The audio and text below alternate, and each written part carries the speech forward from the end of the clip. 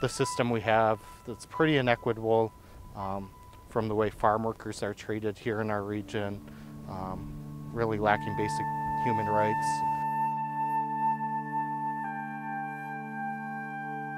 What we've been doing is really trying to identify the barriers to food access, barriers for farmers to get their food into local markets.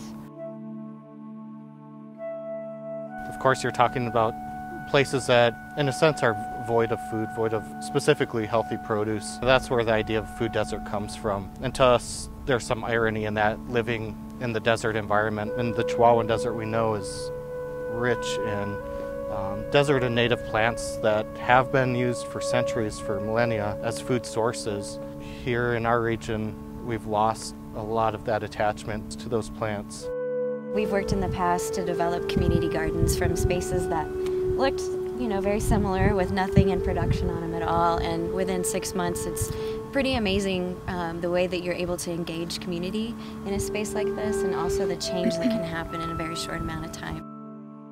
What we grow in the region here presently is a lot of pecans, cotton, a lot of alfalfa. Alfalfa is very water intensive.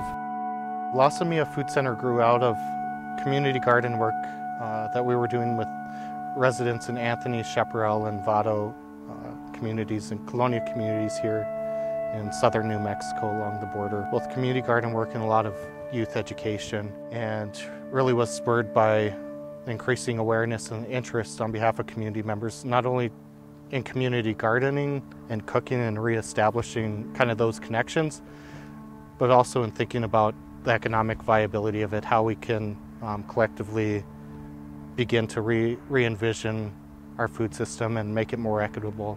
So we have kind of two facets that we focus on. We have like our programming stuff, like our on the ground working with kids, teaching them how to eat healthier and, educating on cooking and what local food means. And then on the other hand, we have to work on the policy part, because even if you have an educated, populace and people who want good food, they just don't have it for a variety of reasons, lack of access, lack of transportation, poverty, all of these things are colluding to make it really difficult.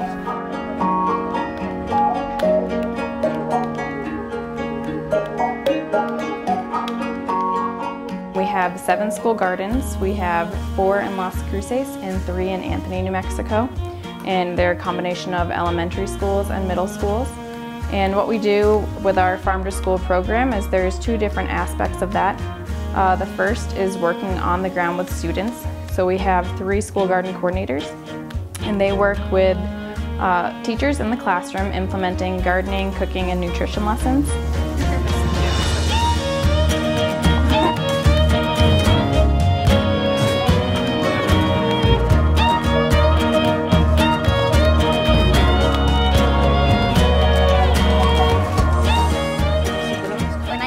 I grew, I feel really happy. I feel proud that I grew this.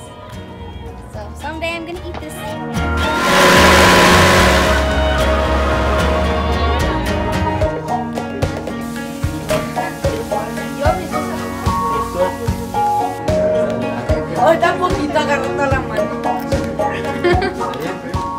It's so good. It's my second serving.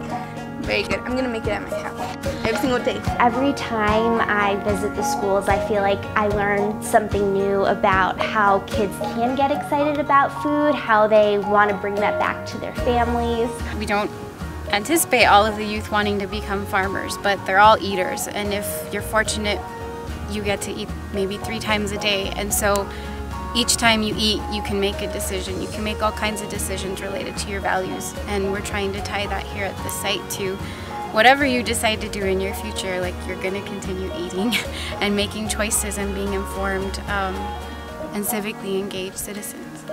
Really just trying to help empower young people to learn life skills, to know how to cook food, to realize where food comes from and how it's grown matters. It matters economics, it matters in terms of personal and community health, and being able to make those connections, developing critical thinking skills, becoming engaged in their community.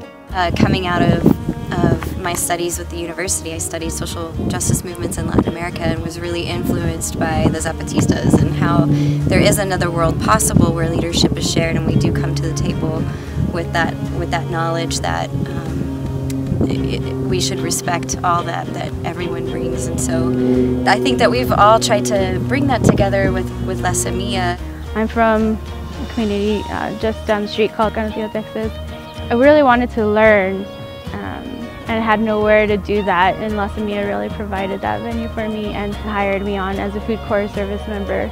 And so through that I had to learn and do research, and they mentored me and guided me and taught me everything that I needed to know to be successful in that year.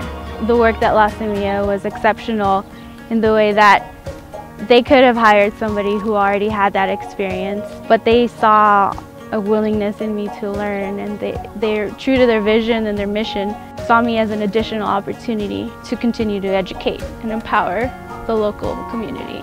Thinking about the idea of equity and special racial equity, kind of this use of our public resources for benefit really outside of our region is having really disproportionate effect on children. In Doñana County, we know that over 34% of children live below the poverty line. It's affecting recent immigrant families, and it's disproportionately affecting the Hispanic community, especially diet-related disease, obesity and diabetes. We have a lot of partners that we work with. Here at La Semilla, we work with NMSU, New Mexico State University, and the Department of Health, the city government, some people from the county government, and also just concerned citizens. Whenever you're talking about policy, particularly on like a city level or a county level or even a state level, it's a lot easier to make connections with people in government positions, and it's a lot easier to be able to make real change and see your civic action and what that actually means. It's so much easier at a local level, and it makes more sense because every community is different. Funding is always a struggle, it's always an issue, especially balancing the impact we could realize, versus the realities of the money and the resources we have. We're really striving to create a diversified revenue stream, to move from heavy reliance on foundation monies to really seek local government, public investment, growing intensively on small acres of land. One, it can be profitable, and it can be done in this region. And it can be done in such a way that we're maximizing the use of our water resources, that we're growing plants that are more appropriate to the region, and that we're keeping that produce here locally, that we're investing in our local communities. And in turn, we think that local communities will return that in a sense and begin investing in this sort of work.